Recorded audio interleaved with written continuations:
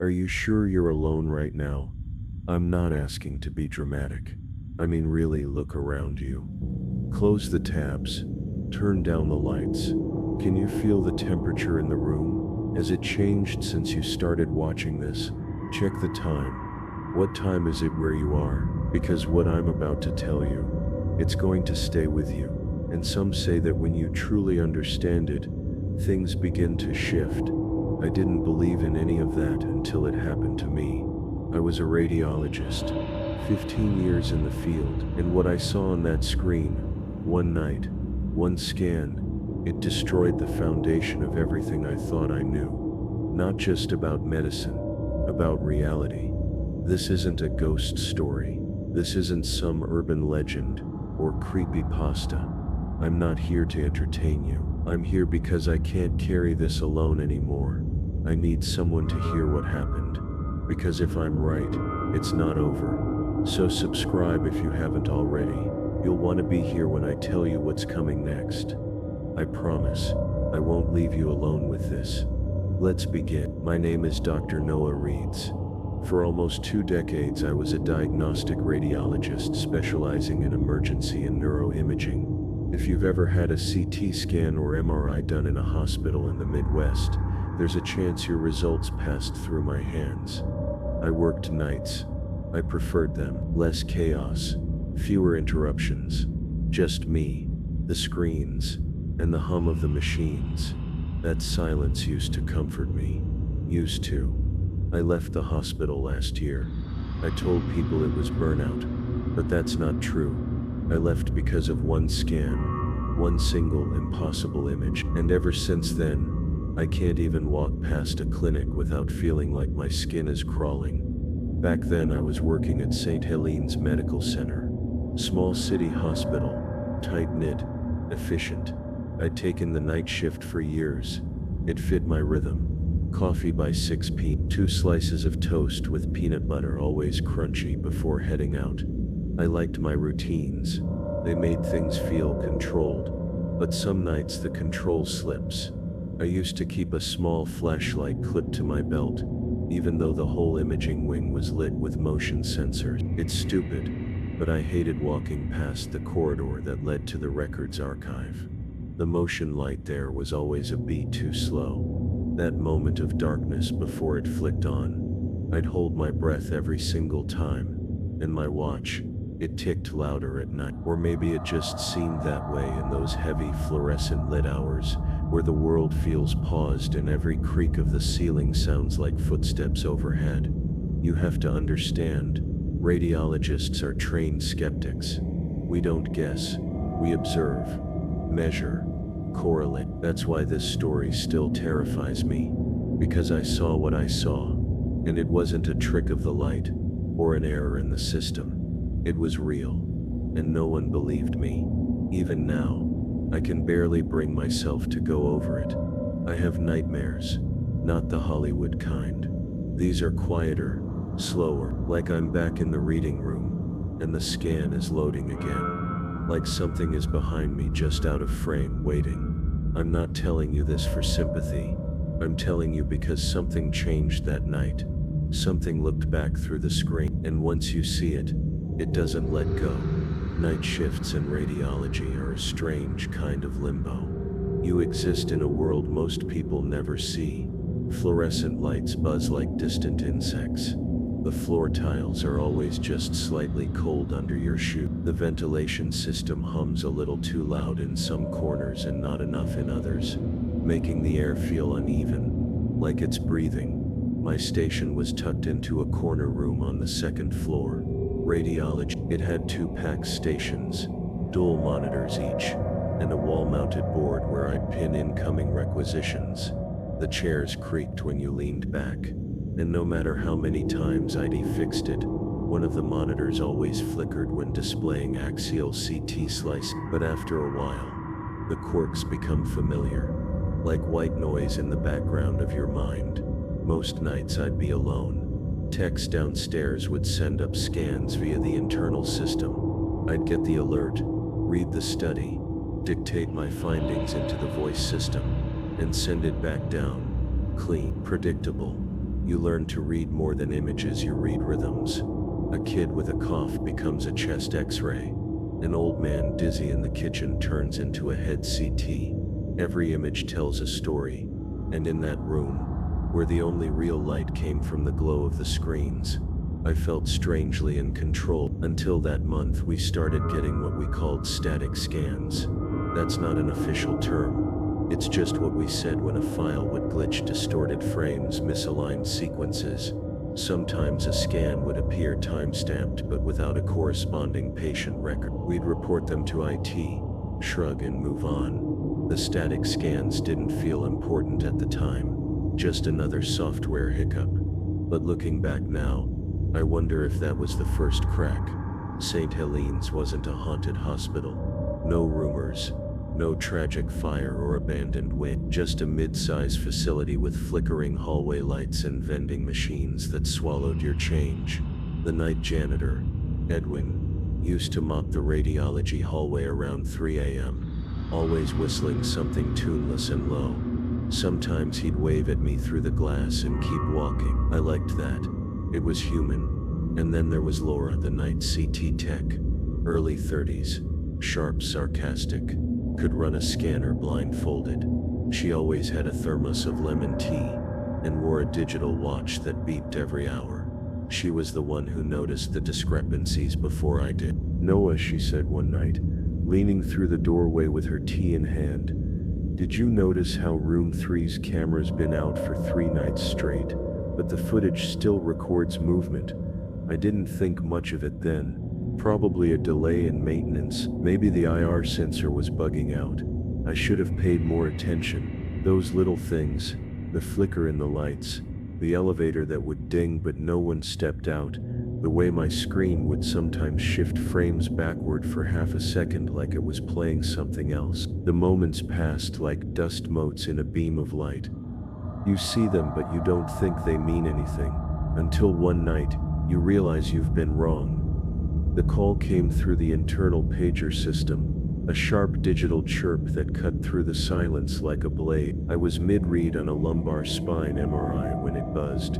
The message was short: Stat head CT ER priority, room 19, prepped for immediate scan. I rolled my chair back, rubbed my temples and reached for the intercom to alert CT. "Laura, we've got a stat head from room 19. You read?" There was a pause, just longer than normal. Then her voice clipped. "Yeah, prepping now. Sending up the requisition." A few seconds later, the order populated on my screen.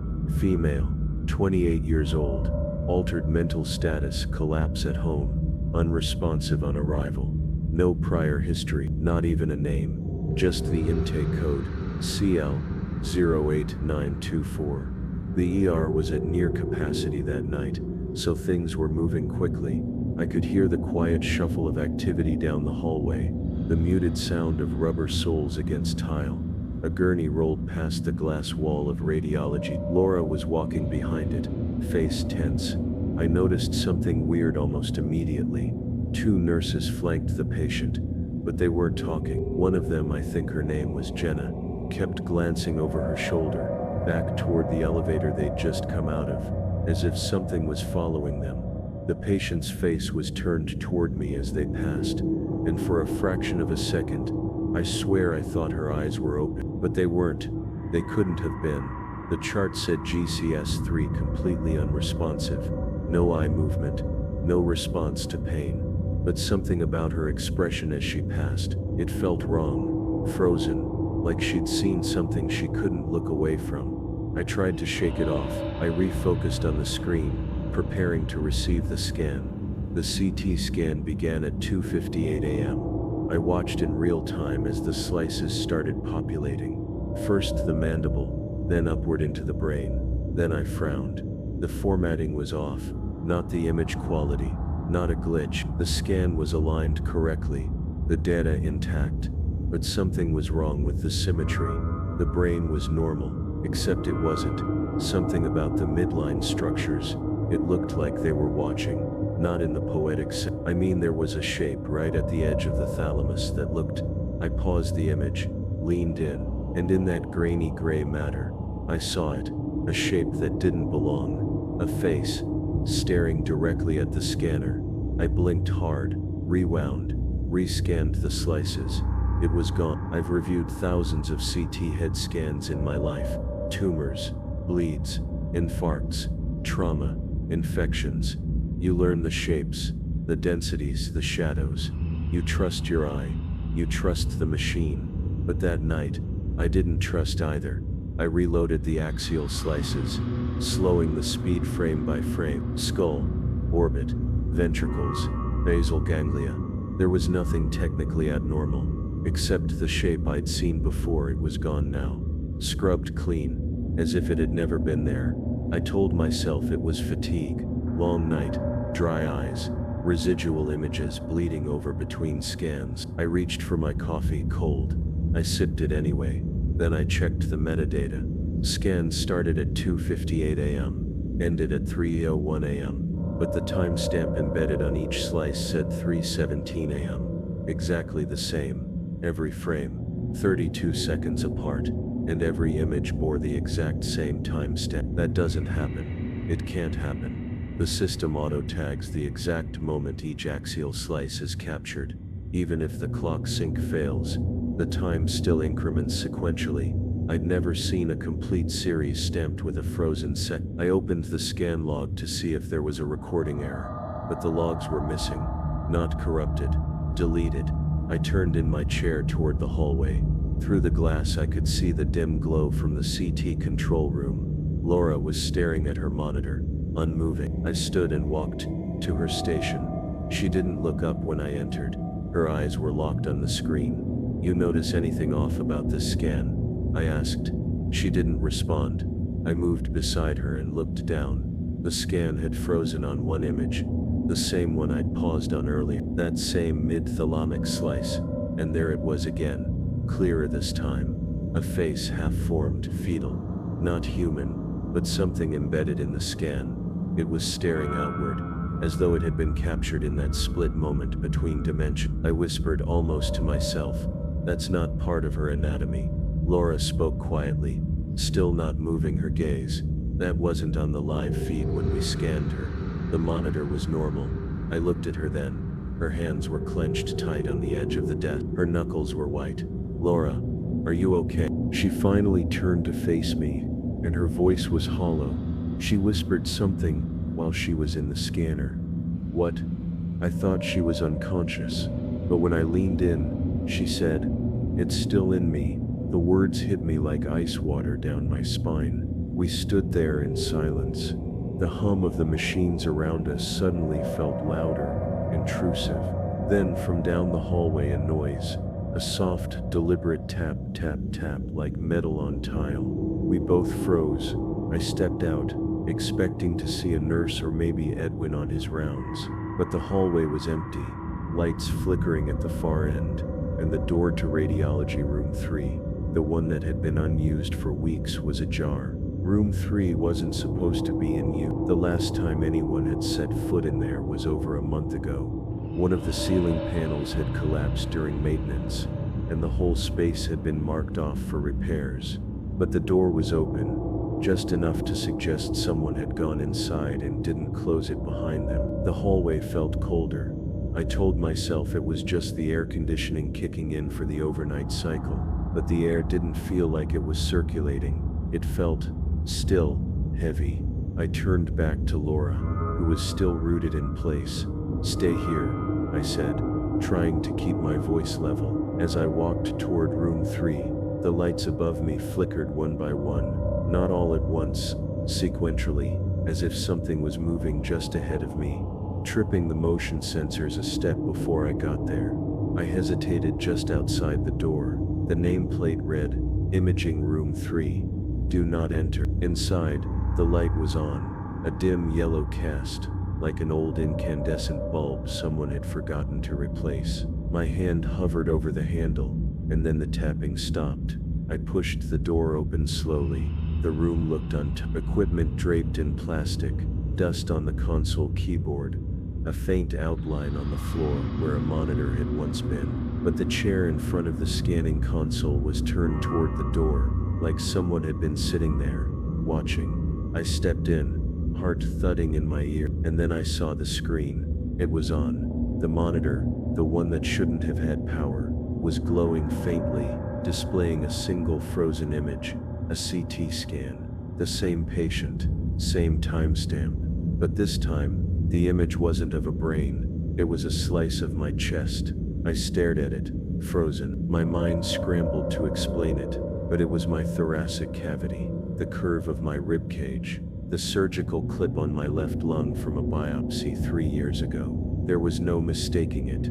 I hadn't been scanned recently, no new orders, no file on the system. But there it was, and in the center of the scan, nestled between my lungs, was a shape, not quite a mass, not quite a shadow, but familiar. The same face, eyes wide, mouth slightly open, as if it was screaming in silence. I staggered back, nearly knocking over the chair. I reached for the keyboard to shut down the machine, but before I touched it, the screen went black. Just black. No shutdown, no flicker, just gone. I turned and bolted, back down the hallway, past the flickering light. As I passed Radiology 2B, I saw Laura pacing in circles, holding her head in her hands. When she saw me, she shouted, "The scan's gone." The entire file just erased itself. I didn't stop. I kept walking until I reached the break room. I sat there in the dark, my breath shaking. My hands wouldn't stop trembling. I could hear the vending machine humming, the faint rattle of something loose inside it. Then I got the message. My work terminal pinged. Scan series incomplete. Additional imaging required. Room 3. The request wasn't from it wasn't from anyone. The system showed it came from inside radiology, but no name, just a blank user ID. I sat frozen, staring at the screen. Scan series incomplete. Additional imaging required. I checked the request log again, desperate for a glitch or some kind of logical trail. Nothing. No technician ID, no requisition number, no referring physician. The field simply read, unknown origin. That doesn't happen. Our system is locked, closed circuit. You can't access it without an internal ID and log in. Even test scans are automatically labeled, but this wasn't labeled at all. I stood up, and for a moment everything felt too quiet. The low rumble of the building systems, the far-off hum of the generator room gone, just silent. I reached for my phone to call security, but the screen was black, not dead, just off. I pressed the power button, nothing. I tried the overhead light switch, it clicked, but no light came on. Then I heard it again, that same tapping, only now, it was faster, closer, not from the hallway, from behind the break room wall. I backed away slowly, my breath catching in my throat, and then the lights exploded. Every overhead bulb burst in a staccato series of cracks, glass raining down across the linoleum. For a split second, the room lit up in a flash of white, and in that flash I saw a silhouette, standing just outside the small rectangular window of the break room door. No features, no color, just a figure, perfectly still, watching. I dropped my coffee cup. It shattered loudly, but the figure didn't flinch. I stepped toward the door, driven more by instinct than reason, and as I did, the emergency backup lights flickered on, casting the hallway in dim, pulsing red. But the hallway was empty. No shadow, no figure, nothing. I turned to look back into the break room and froze, because now on the wall where the tapping had come from, there was something new, a smear. At first I thought it was just a shadow, but it was too dark, too wet. Blood, thin, erratic streaks as if fingers had dragged down the wall from inside. I approached carefully, heart hammering in my chest. There was a pattern to it. 4 lines, maybe 5, like a handprint trying to get out. And then I noticed something even worse. The wall was warm. Warm to the touch, as if someone or something was still behind it. I stumbled back out into the hallway, my chest tightening, lungs struggling to take in air. My body felt heavy, like I was wading through water. I turned the corner toward Radiology Room 3 and stopped dead. The door was wide open, and the scan was playing again. No one in the room. But the monitor was back on, and the image this time was moving. A video. Slow motion slices, cycling through a brain scan. Not the original woman. Not me. This brain was different. Wider. Elongated. Each slice revealed something moving inside the ventricles. Tiny pulses, almost like fingers tapping on the inside of bone. And then it paused, held on a single frame, and the image blinked. I swear to you it blinked. And in that instant, the room temperature plummeted. I could see my breath. My ears popped. And then the speaker above the console, the one we use for system alerts, crackled to life. A voice came through, faint, female, whispering, "Help me. It's not finished." That voice whispered, garbled, almost mechanical, rattled something loose in me. I staggered back from the console, hands shaking, barely able to breathe. "Help me. It's not finished." The words repeated once, then the speaker went dead. I looked toward the doorway, expecting someone to walk in. Maybe Laura, maybe security, someone. But there was no one. I stood in that doorway with the cold air pressing in, staring at the scan still glowing on the monitor. And that's when I noticed something I hadn't seen before. The name on the scan. It had updated. No longer the intake code, no longer my patient's ID. Just a single word, reads. My name, no first initial, no date of birth, just me. I backed out of the room and walked, half in a daze, to the terminal at my station. I tried logging into the PACS archive to verify the patient file. Access denied. I re-entered my credentials, denied again. My access had been revoked, in the middle of my shift. I tried the master admin override we sometimes used for crash recovery. Still locked out. Only one name remained logged in. Dr. Peter Lennox. My former attending. He'd retired 3 years ago after a stroke. That shouldn't have been possible. Lennox was gone, but his ID was the only one active in the system. I called IT. No answer. I tried paging Laura again. Static. The intercom line buzzed. Someone else picked up. Radiology, who is this? I asked. A pause. Then you shouldn't have opened it. Click. Deadline. I stood there shaking, trying to piece together what the hell was happening. My rational brain. It was clawing for explanation. Maybe a prank. Maybe a system bug. Maybe a patient had stolen my login and spoofed access. But then I remembered something. Laura. I sprinted back toward the control room, calling her name. No answer. The CT scanner was still powered up, humming softly. But Laura's thermos was on the floor. Tea spilled in a spreading pool across the linoleum. Her chair was spinning gently, like someone had just stood up. And on her screen, a different scan had loaded. This time, it was a full-body PET, CT. Patient, Laura Mild. Timestamp March 17, 2019, 3:17 a.m. Her entire body was visible. Organs intact. No obvious pathology. Except in her thoracic cavity between her ribs was that same impossible shape. Larger now.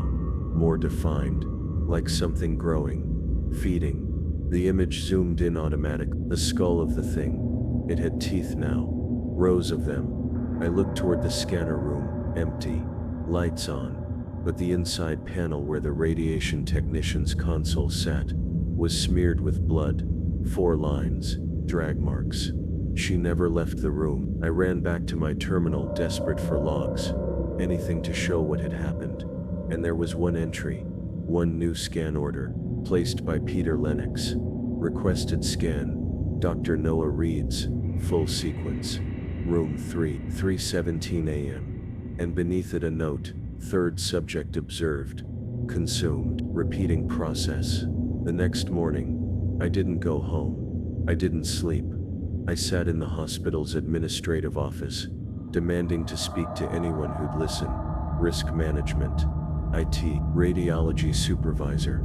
Anyone. They told me the system had experienced a temporary glitch, unscheduled maintenance. They said, some logs may have been overwritten accidentally. When I asked about Laura, They told me she had called out sick that morning. I stared at them, numb. I saw her last night. She was here. She scanned the patient. One of the admin nurses gave me a look flat. Corporate sympathy. That's not what the records show. Her employee badge had already been marked inactive. I went to security next, asked to review the footage from the scanner hallway. The guard, Sam, a guy I'd known for years, shrugged as he pulled up the file. You sure about the time? 3 hours to 3:30 a.m., I said. Room 3, control hallway. He played the feed. The hallway was empty. From 2:45 to 3:30, no movement, no patient, no Laura, no me. It had been wiped. I asked for room 3's internal footage. Sam hesitated. That room's been inactive. Cameras disconnected since February. It's marked out of service. I left without another word. The next day, a hospital report was released about a malfunction in the CT system that resulted in data loss during a non-critical scan. No names were included.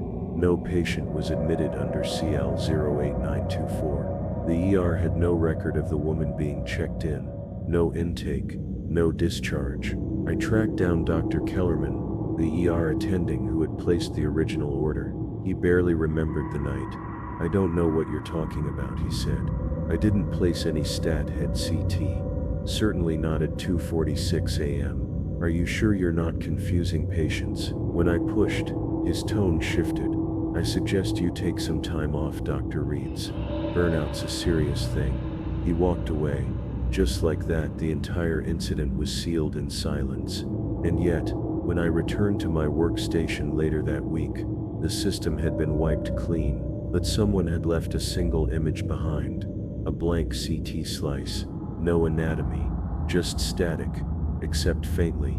If you tilted your head and adjusted the contrast, you could still make out the shape of a face. Watching. 3 nights later, I woke up at exactly 3:17 a.m. No alarm, no noise, just the sharp, electric jolt of something wrong pulling me from sleep like a hook in the chest. I live alone. Top floor apartment. No pets. But as I sat up, I heard something from the living room. Click, like a keyboard key. Then another. Slow, deliberate, as if someone was typing. I crept toward the sound, every step echoing in my chest. My heart felt too loud, too slow. The hallway stretched longer than it should have. My mouth was dry. The air tasted metallic. My home computer was on, the screen glowing. I hadn't touched it in days. On the display was the PACS system, open, logged in under my credentials, but I hadn't logged in from home in over a year. And then in front of my eyes, one by one, the screen began to populate with scan slices. Head, chest, abdomen, my anatomy, love, the timestamps, 3/7 every slice. I reached for the power button, hesitated. The final slice loaded, and it showed something impossible. My skull, interior view, but the brain was missing. In its place, that shape, that thing. It wasn't just an outline anymore. It had formed. Long, translucent limbs curled inward like fingers, an aperture in the center. No eyes, but you knew it could see you. And as I stared in horror, the image moved. Not the screen, the scan. It tilted slightly, just enough to give the illusion that the creature had turned its head. Then my speakers hissed, and I heard the voice again, low, deeper now. You opened the door. We are learning. My body locked up. I couldn't move, couldn't breathe. Then the lights flickered, and the scan changed. It was no longer my head. It was yours. Name field. Used patient ID, current viewer. The scan was still loading, slice by slice. The thing was looking for you now.